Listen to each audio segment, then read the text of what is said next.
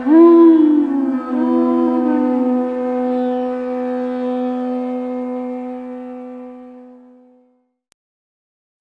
Namo Bhagavate Vasudevaya.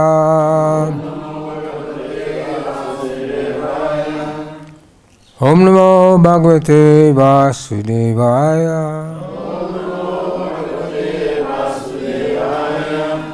Om Namo Bhagavate Vasudevaya.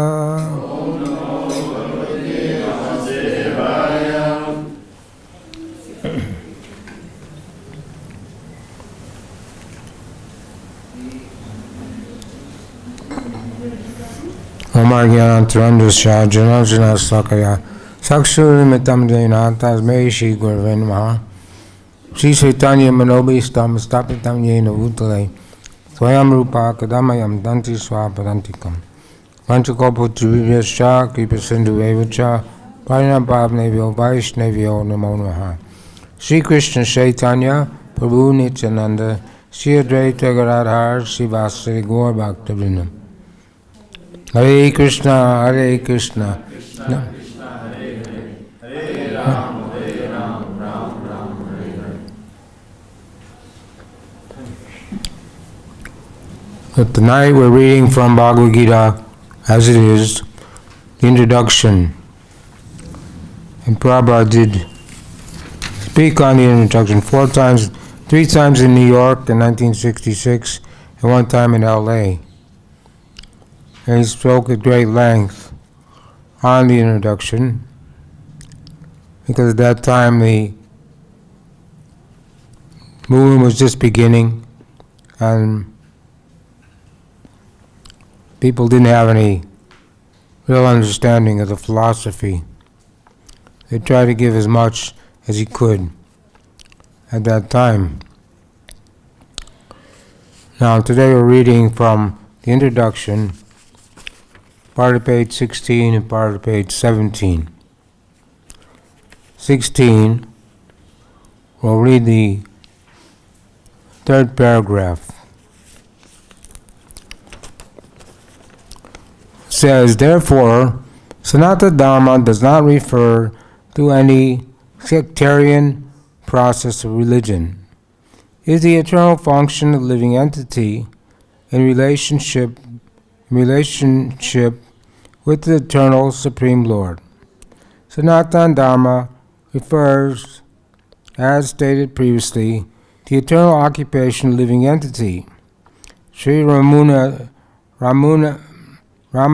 Acharya has explained the word Sanatan as that which has neither beginning nor end.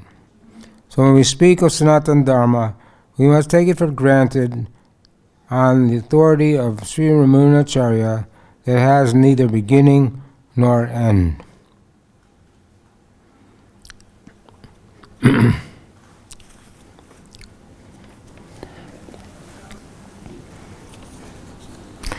English world, religion is a little different from Sanatana Dharma. Religion conveys the idea of faith, and faith may change. One may have faith in a particular process. He may change this faith and adopt another. But a Sanatana Dharma refers to the activity which cannot be changed. For instance, liquidity cannot be taken away from water, nor can heat be taken away from fire.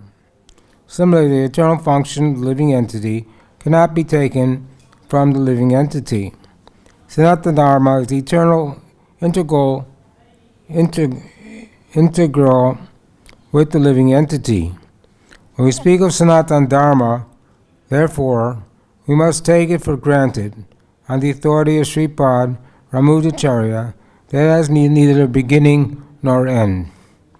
That which has neither end nor beginning must not be sectarian, for it cannot be limited to any boundaries.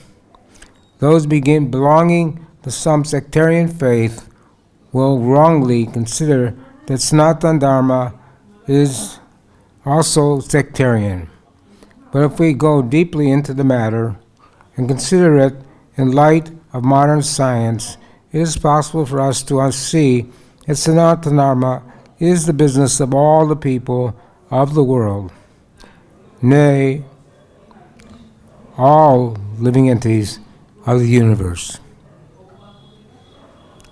Now, Sanatana religion's faith may have some beginning in the animals of human history, not animals, annals of human history, but there's no beginning to the history of Sanatana Dharma, because it remains eternally with the living entity. Insofar as the living entities are concerned, the authoritative Shastra state that the living entity has neither birth nor death. In the Gita it is stated, living entity is never born and he never dies. He's eternal and indestructible, and he continues to live after the destruction of this temporary material body. In reference to the concept of Sanatana Dharma, we must try to understand the concept of religion from the Sanskrit root meaning of the word Dharma. Dharma refers to that which is constantly existing with a particular object. We conclude that there is heat and light along with fire. Without heat and light, there is no meaning to the word fire. Similarly, we must discover the essential part of the living being, that part which is his constant companion. That constant companion is the eternal quality, and that eternal quality is his eternal religion.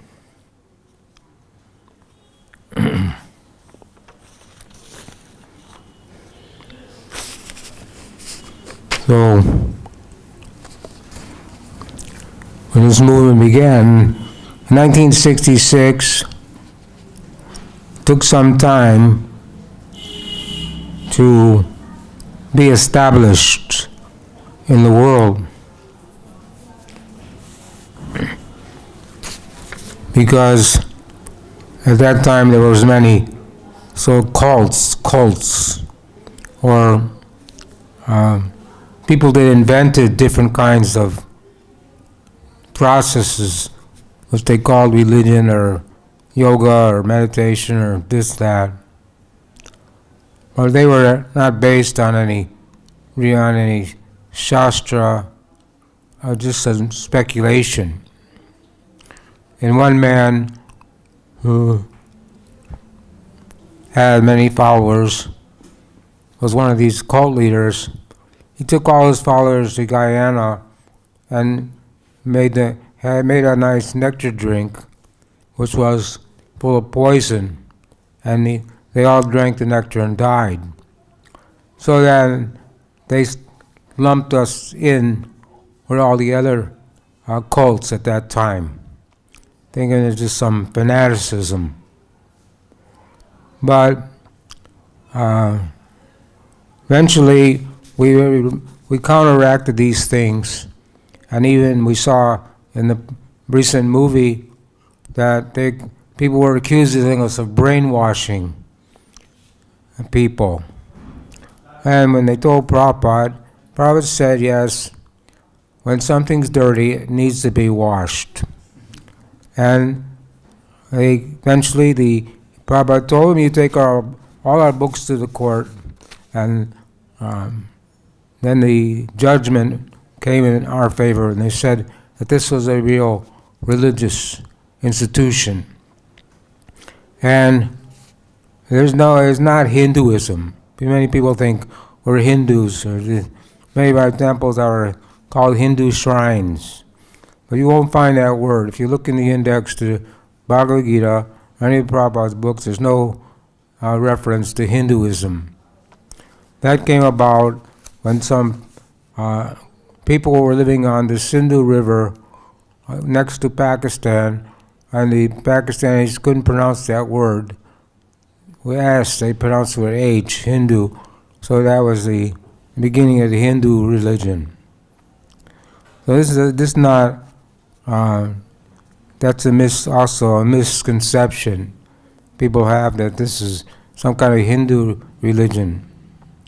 But the boys and girls, we joined this movement we didn't become Hindus. We come from different backgrounds. Most of us had some religious faith before joining Krishna consciousness. Nowadays, many people are just atheists. They don't believe in anything. Many devotees come from families that didn't believe in anything. So, but that wasn't the case. In the 60s, 70s, people had some principles about religion, and they did go to church maybe once a week or once a year, but at least they had some designation, and they had some conception about God, and were more moral principles were more they were not so sinful as people are today, and they weren't so much corruption, and the laws are very much more strict about certain kinds of people's behavior in public, especially in public. And now things have become a lot more lenient and a lot more degraded than they were in those days. And this is the effect of the advancement of Kali Yuga. Kali Yuga is the age of quarrel and hypocrisy. In Satya Yuga, people lived for 100,000 years, and most of the people were God conscious. In Treta Yuga, people lived for 10,000 years, and 75% God conscious. In Dwapara Yuga, people lived for 1,000 years, and 25%, or 10,000, 25% were God conscious. Well, in Kali Yuga, now Satya Yuga was 100%, Treta Yuga was 75%, Dwapara Yuga 50%, and Kali Yuga is 25%, or not even, or less than that. So with the degradation of with the passing of the ages, these 4 ages are there constantly going on, and Kali Yuga is the age of quarrel and hypocrisy, and this is the Iron Age, where they've created this industrial civilization where people think that we're living better in this age than the people were living in the past, and they're promising that people will be more happy in this modern civilization. But it's not turning out that way, and we're just twisting the arm of nature and creating more and more problems that are affecting all the people in this age. So Srila Prabhupada went to America, 1966, and they asked him why he came to America to introduce a new religion. But he said, I have not come to introduce a new religion. I've just come to teach people how to love God. Because real religion means how to develop our love for God. When Ajamil was leaving his body, he chanted the name of Narayan. And so the Vishnu Dutas came, the Yamadutas came to arrest him. But because he had chanted the name of Narayan without offense, and the Vishnu Dutas came at the same time and said, you can't take this man to Yamaraj because he's sinless, he's no longer sinful.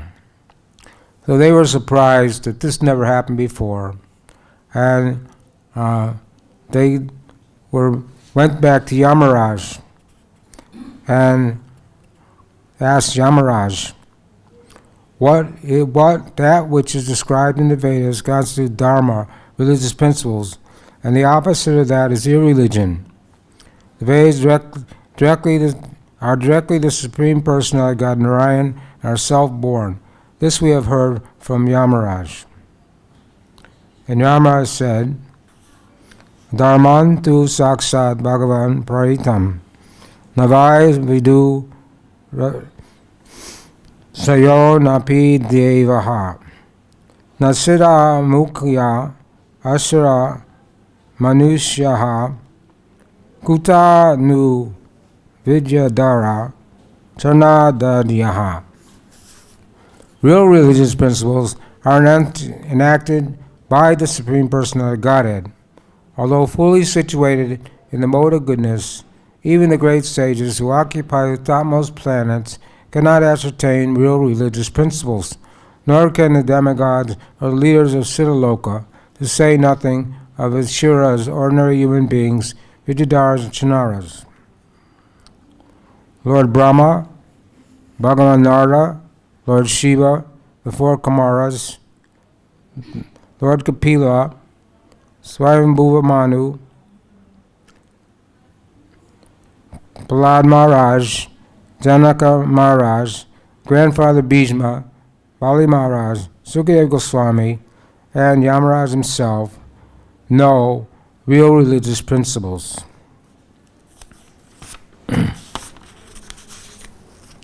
Devotional service, beginning with chanting the holy name of the Lord, is the ultimate religious principles for the living entity in human society. Mahajana Jena Kata Sapanta. So here we have these 12 Mahajans who can enunciate what is real religious principles. So this is what is being described here, that Sanatana Dharma is the eternal occupation of the living entity. And is not something that is to only belongs to a certain group of people, but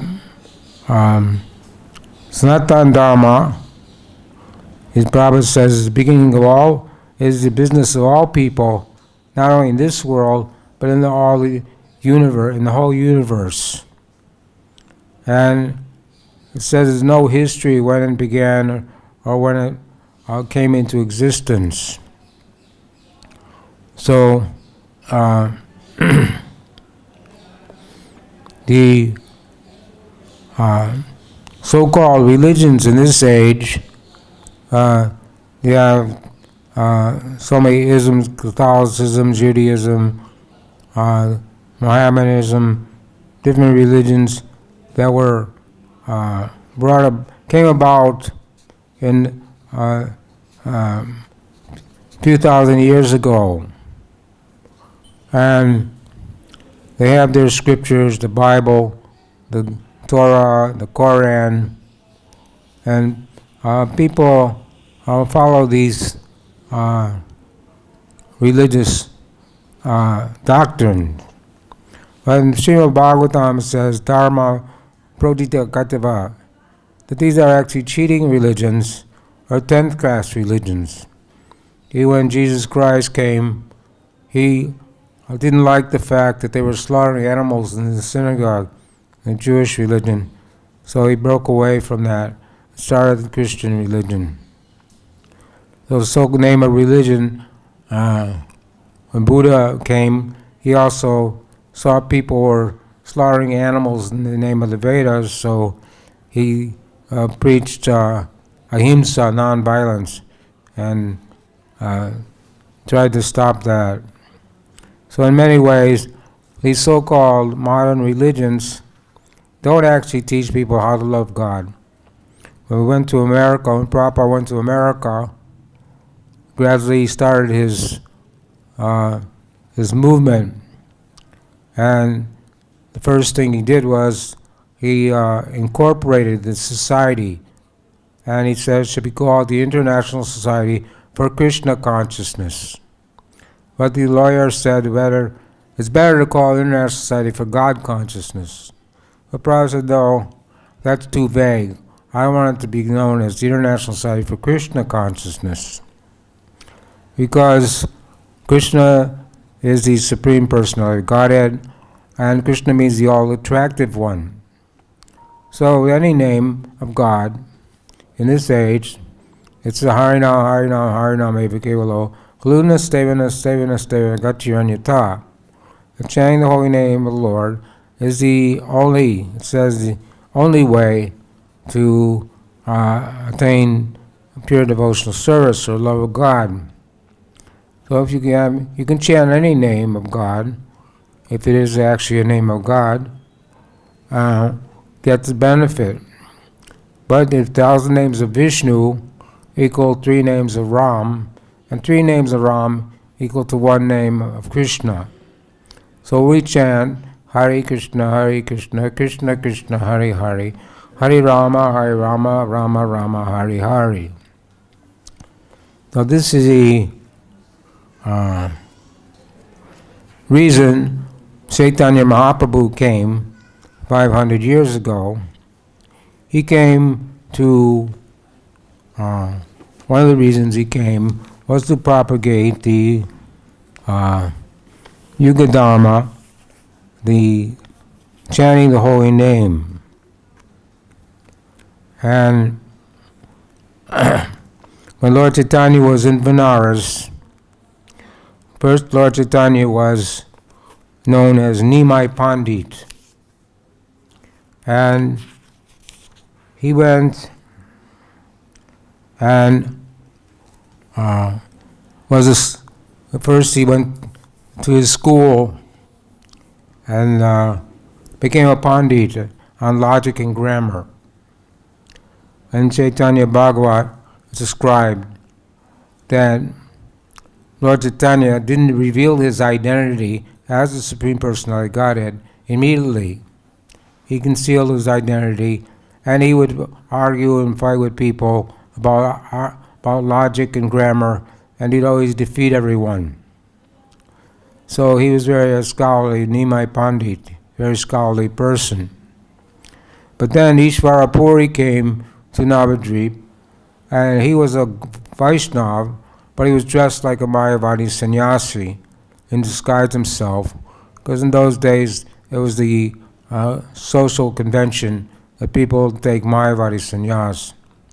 Anyway, when Ishvara Puri went to the house of Advaitacharya, when he heard a verse from Srimad Bhagavatam, he immediately exhibited the ecstatic symptoms so that they could understand that he was a great Vaishnava, that he wasn't actually a Mayavadi.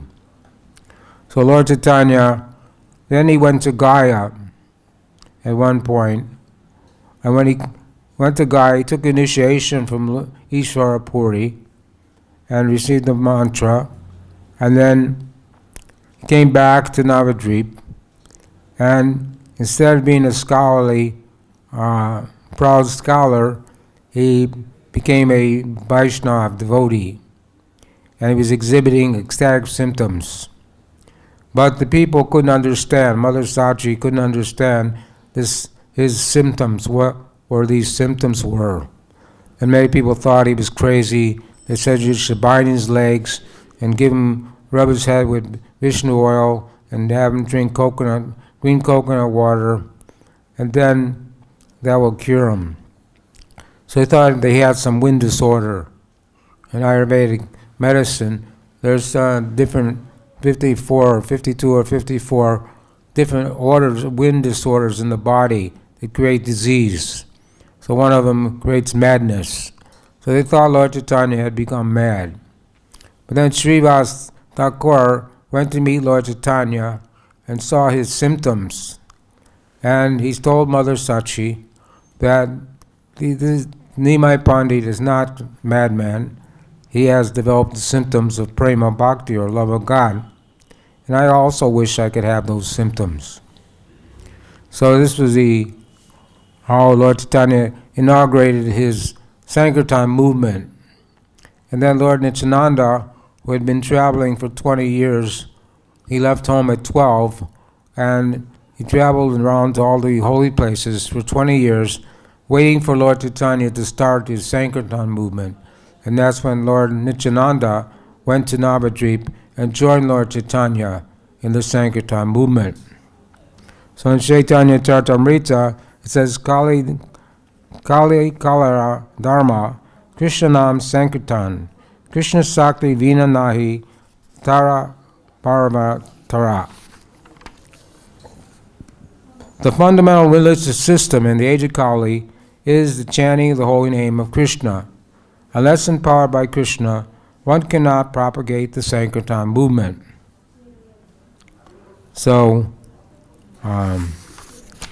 this is the real religious principle for this age. Is Sanatan Dharma.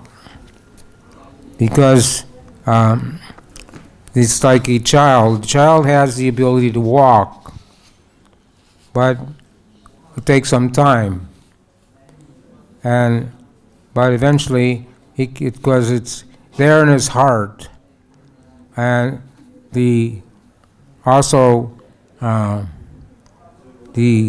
eternal religion or Jivera Saruboy and Nitya Krishna Das, that we're all the eternal servants of Krishna, and that is something in everyone's heart, but it has to be awakened. So when we started our Sankirtan movement, Srila Prabhupada went to America, and he began by introduced the chanting of the Maha Mantra, Hare Krishna, Krishna Krishna, Hare Hare, Hare Rama, Rama Rama, Hare Hare. He would go to Thompson Square Park with his fledgling disciples, who were just a band of hippies, and they had so many funny different kinds of instruments, and they would chant for 3 hours every day in the park. And gradually many people started to join Srila Prabhupada so he could start his movement.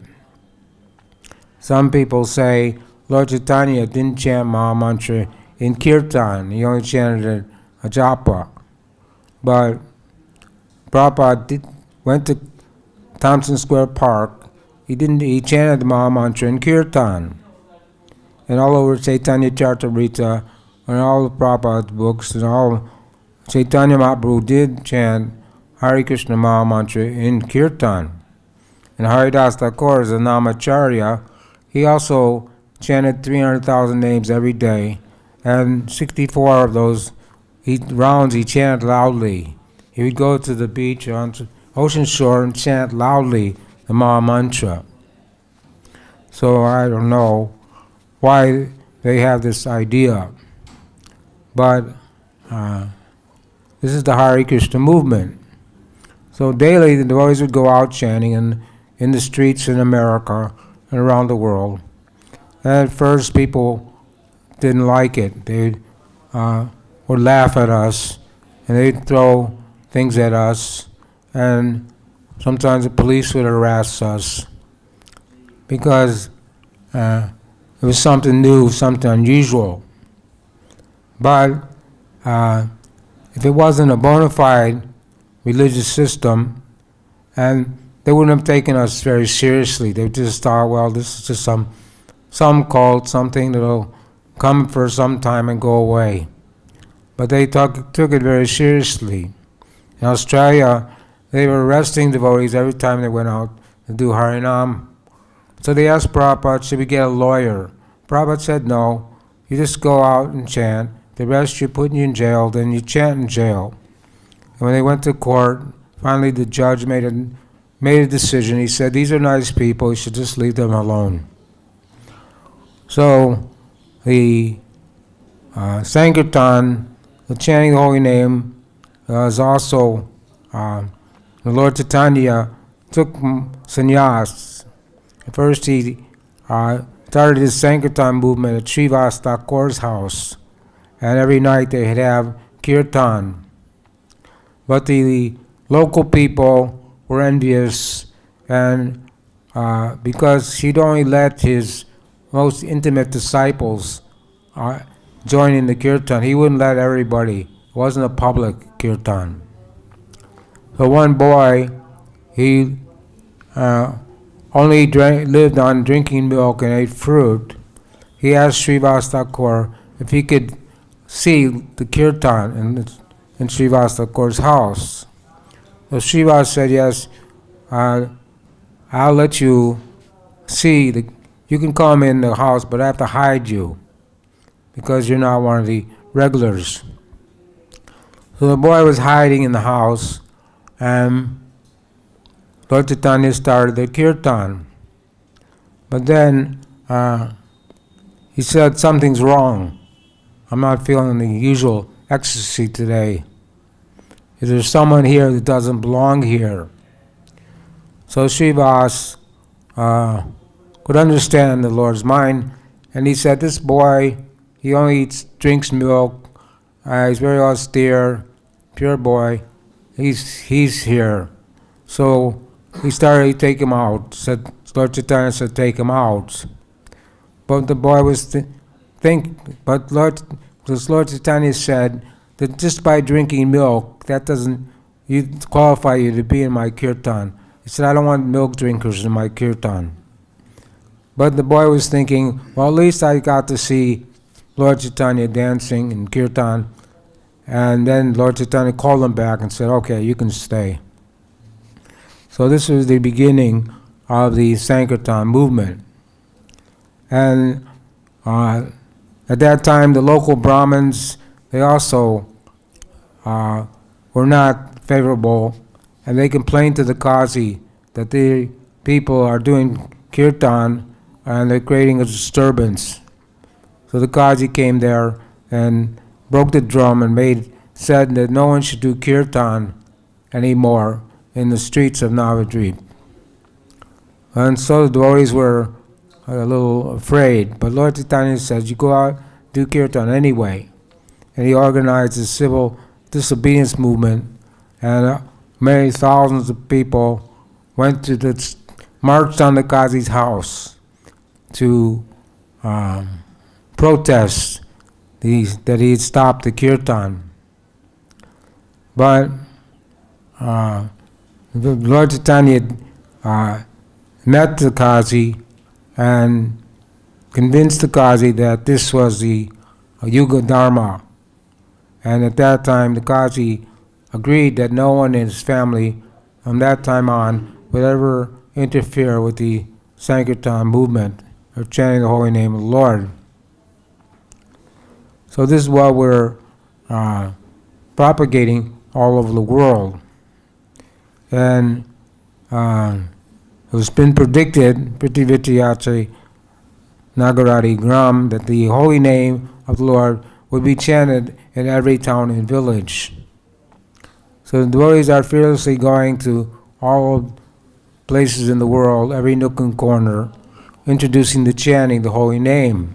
Of course, in communist Russia, we had so much trouble with the KGB. But we saw Prabhupada went to Russia in 1961. He went to Moscow. He was only allowed to stay a few days. He introduced the Krishna consciousness philosophy to one person, and that person received the Bhagavad-Gita in English, and just by meeting Prabhupada and hearing the philosophy for a few days, he was convinced that Krishna consciousness was the real religious principle, a real dharma for the age.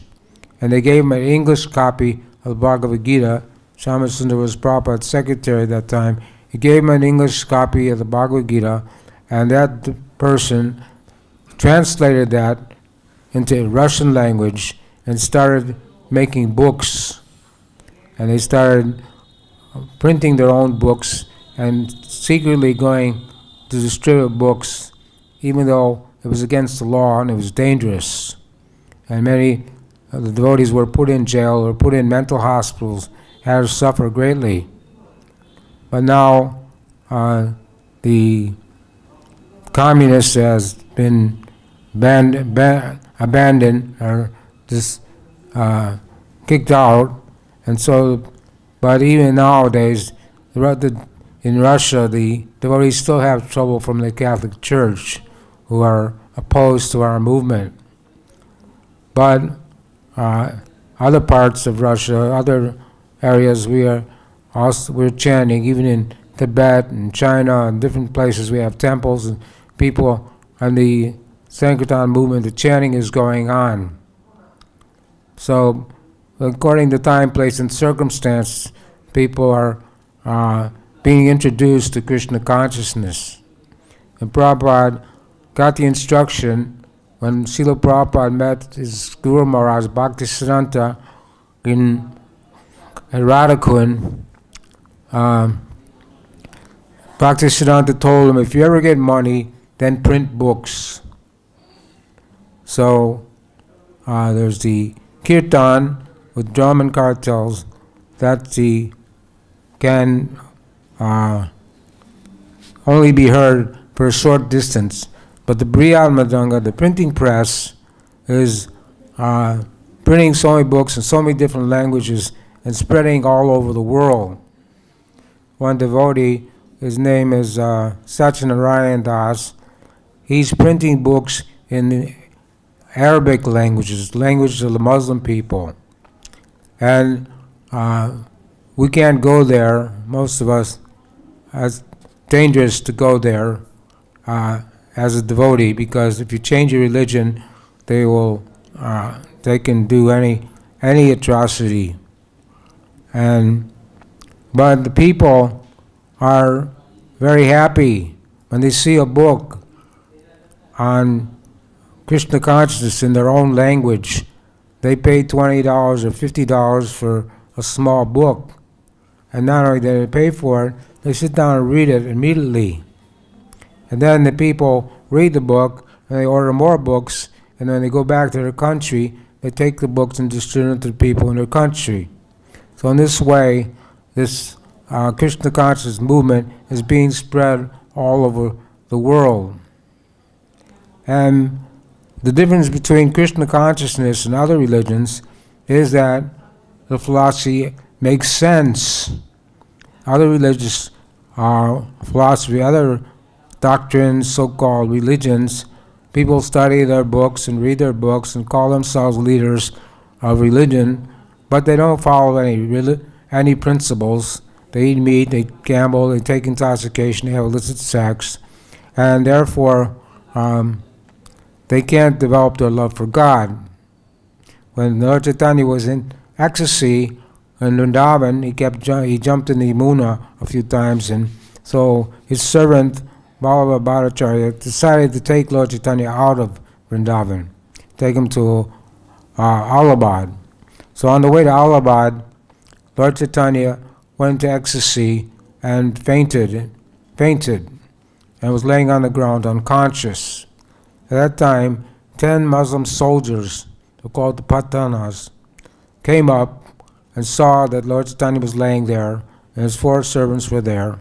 So they concluded that these servants had given this sannyasi a drug, a poison called Datura, and killed him and took all his valuables.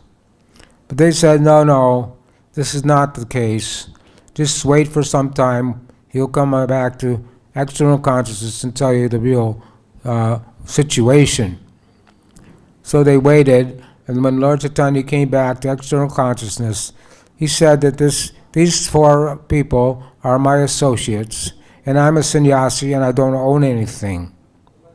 But there were, out of those 10 Muslim soldiers, one of them was the chief religious leader. He was dressed in black, and he wanted to discuss religious principles on the strength of the Quran. So Lord Chaitanya had a discussion with him, and showed him that actually the Quran does teach devotional service and does say that God's a person.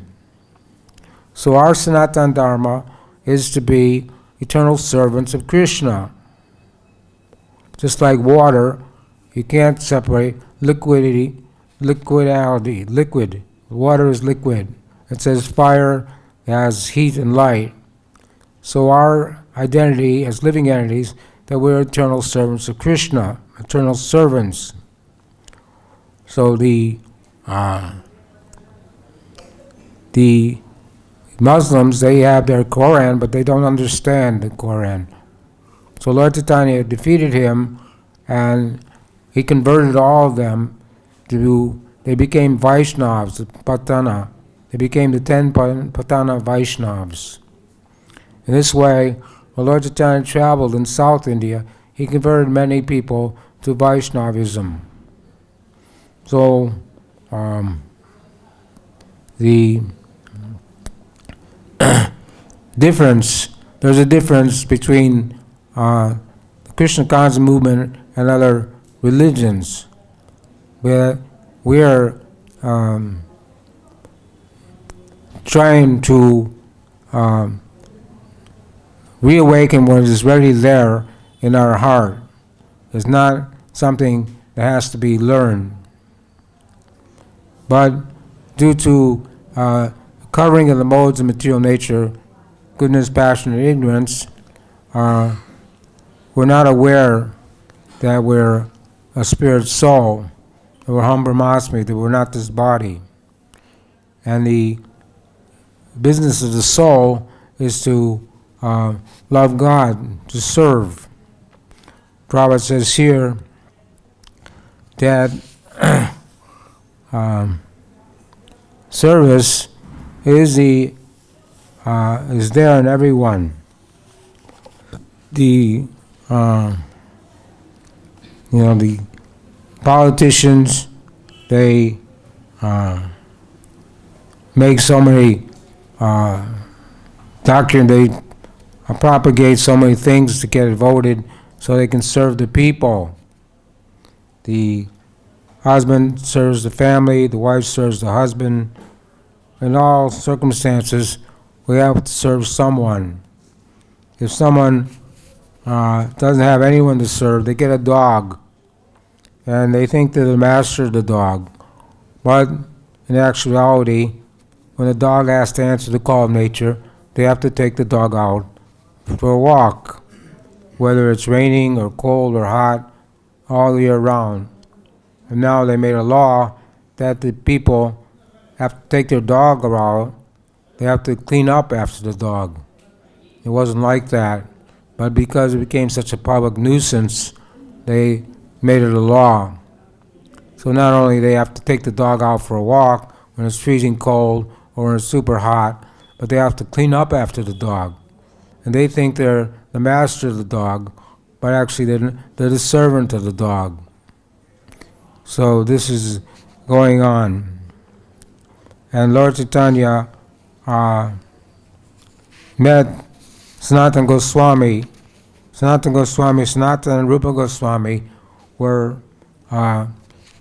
forced to take up service in the Muslim government because the Muslims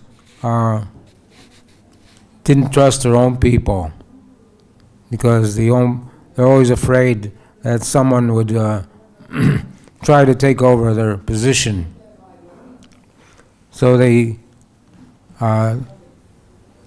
forced Rupa and Sanatana, who were from the Brahminical community or Hindu community, to take government posts because they could be trusted. But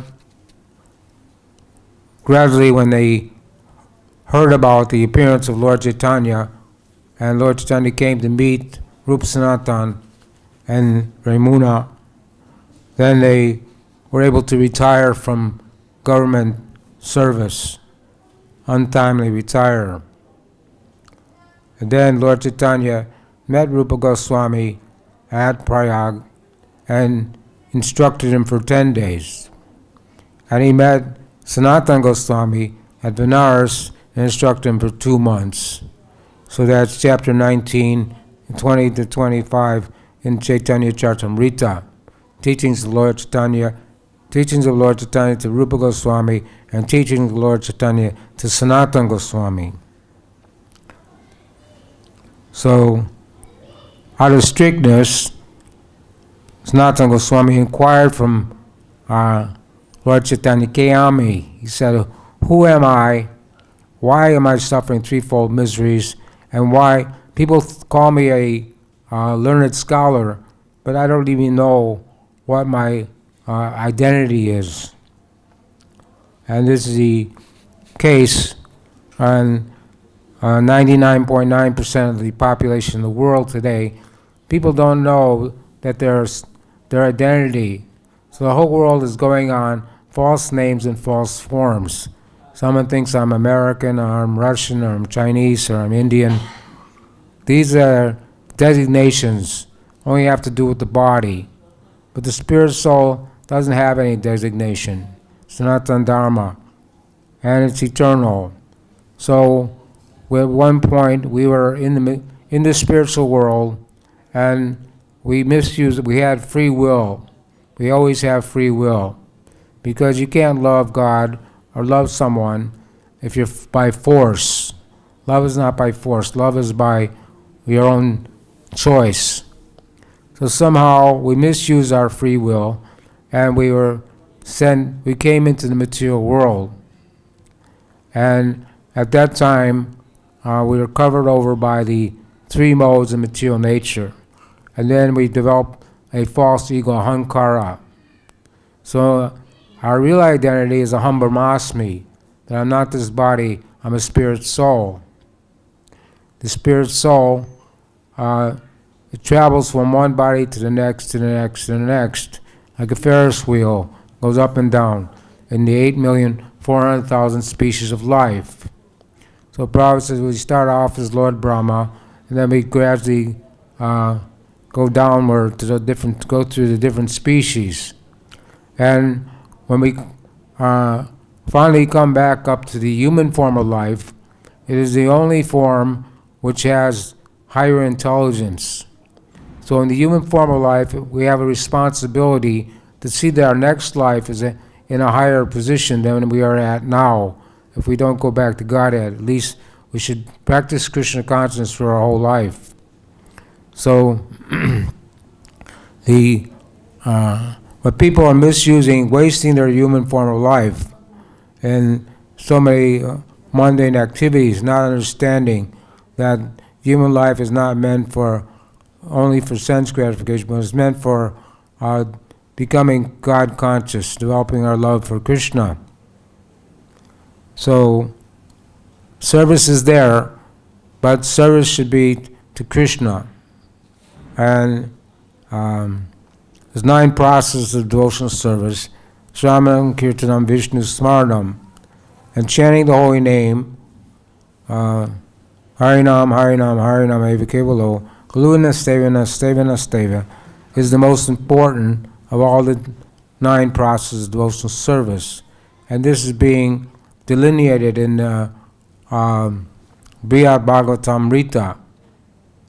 It says that Smaranam, remembering, is the chief of the 9 processes, but then it clarifies that actually chanting is, and hearing and chanting is actually the path, the way to remember.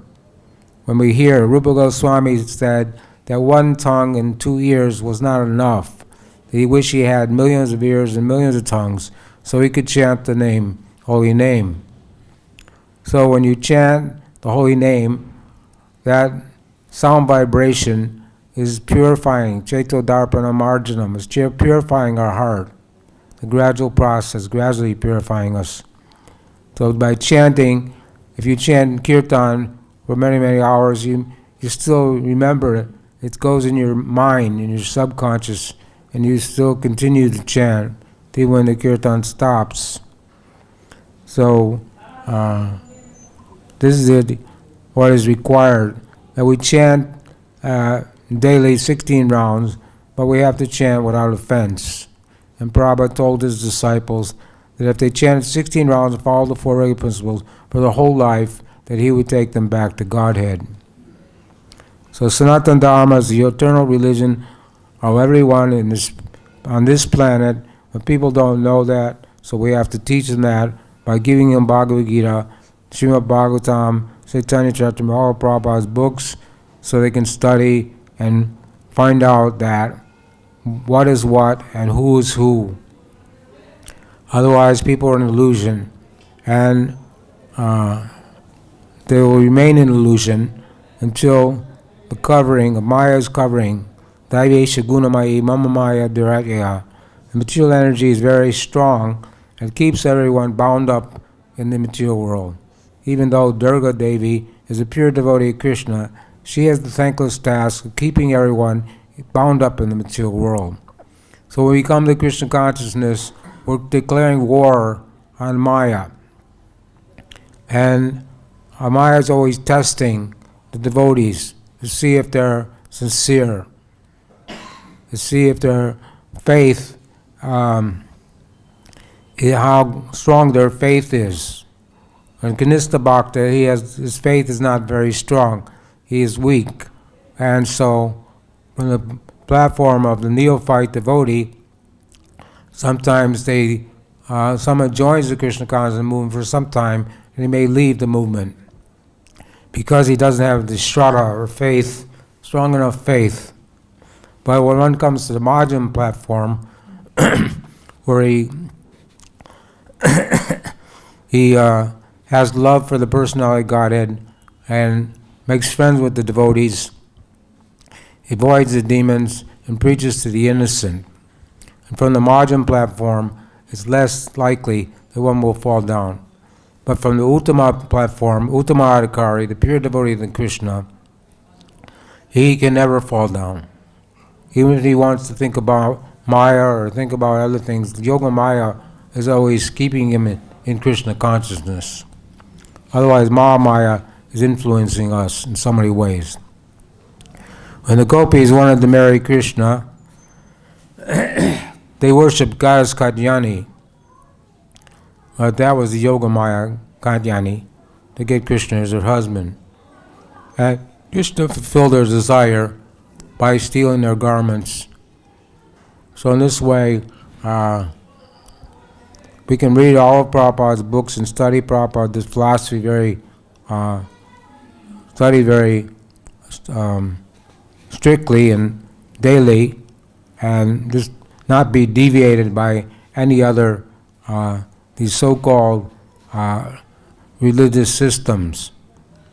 In the Muslim religion, I met some Muslims. They said it's you can eat meat. So I said, well, how can you? That's sinful, eating meat and killing cows. They said, well, you can eat meat because the animals don't have a soul. So, but we know the symptoms of life. Every living entity feels pain. Eating, sleeping, mating, defending is a symptom of all living entities. And the pain, you cause pain by killing innocent animals, you're causing pain. And they have to suffer a simple reaction. So if there's no soul, then there wouldn't be any life, and they wouldn't be causing any pain. But if anyone has the opportunity to visit a slaughterhouse, it's not very pleasant to see animals being slaughtered, and so much how abominable it is. So in this way, we're preaching all over the world and hoping people can understand that their true identity is the spirit soul, and that their occupation is, the real occupation of the soul is to serve Krishna. Shivara Sruboy Nitya Krishna Das. So we'll stop there. Anybody have any questions, comments?